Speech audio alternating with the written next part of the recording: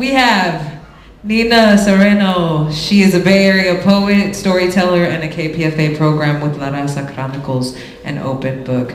Everyone please give a warm welcome to Nina Serrano.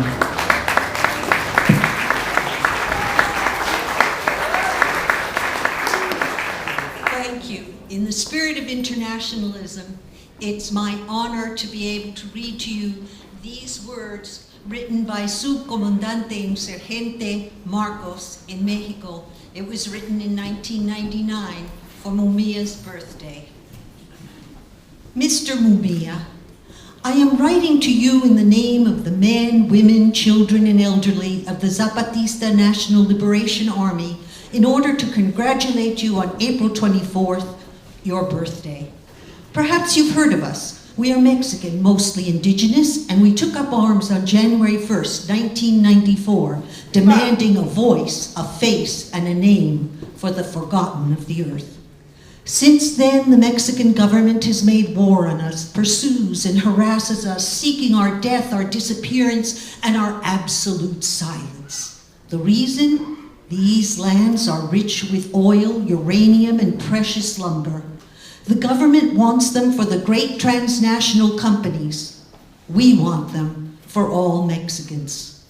The government sees our lands as business. We see our history written in these lands. In order to defend our right and that of all Mexicans to live with liberty, democracy, justice, and dignity, we became an army and took on a name, a voice, and a face.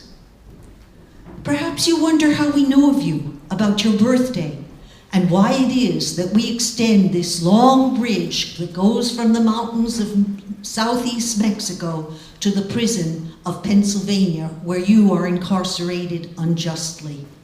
Many good people from many parts of the world have spoken of you. Through them, we have learned how you were ambushed by the North American police in December of 1981, of the lies they constructed in the procedures against you, and of your death sentence in 1982. We learned about your birthday through the international mobilizations which under the name of Millions for Mumia are being prepared this April 24th. We are also people of color, the same color as our brothers who have Mexican blood and live and struggle in the American Union. Our color is brown, the color of the earth, the color from which we take our history, our strength, our wisdom, and our hope.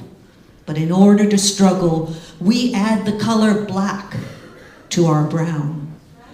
We use black ski masks to show our faces. Only then can we be seen and heard. Following the advice of an indigenous Mayan elder who explained to us the meaning of the color black, we chose this color. Old Don Antonio, the wise elder, died in these rebel Zapatista lands of March in 1994. 1994, a victim of tuberculosis which gnawed away at his lungs and breath. Old Don Antonio used to tell us that from the black came light, and from there came the stars which light up the world. He recounted a story of long ago in the time when time was not measured, when the first gods were given the task of giving birth to the world. In one of their meetings, they understood that the world needed to have life and movement. To have life and movement, light was necessary. Then they thought of making the sun in order that the days move so that there could be day and night and time for struggling and time for making love. And the world would go walking with the days and nights. The gods had their meeting and made this agreement in front of a large fire. They knew it was necessary that one of them be sacrificed by throwing himself into the fire, become fire, and fly into the sky. The gods thought that the sun's work was the most important, so they chose the most beautiful god so that he would fly into the fire and become the sun. But he was afraid. Then the smallest god, the one who was black, said he was not afraid, and he threw himself into the fire and became the sun. Then the world had light and movement, and there was time for struggle and time for love. And while it was day, the bodies worked to make the world, and while it was night, the bodies made love, and sparkles filled the darkness. So that is why old Don Antonio told us, and why we use black ski masks, so that we are of the color brown and of the color black. But we are also the color yellow because the first people who walked these lands were made of corn, so they would be true. And we're also red because that is the call of blood, which has dignity.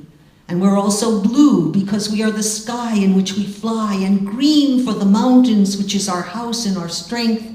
And we are white because we are paper, so tomorrow can write its story. So we are 7 colors because there were 7 first gods who birthed the earth.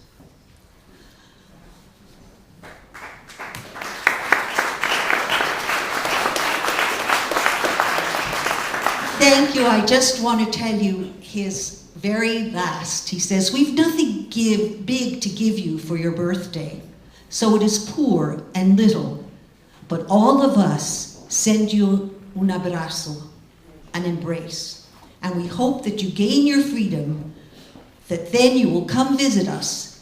Then we'll give you a birthday party, even if it isn't April 24th, and it'll be an unbirthday party. There'll be music, dance, and talk, which are the means by which men and women of all colors understand and know one another and build bridges over which they walk together towards history, towards tomorrow. Happy birthday. We greet you, and may justice and truth find their place." From Su Comandante Marcos.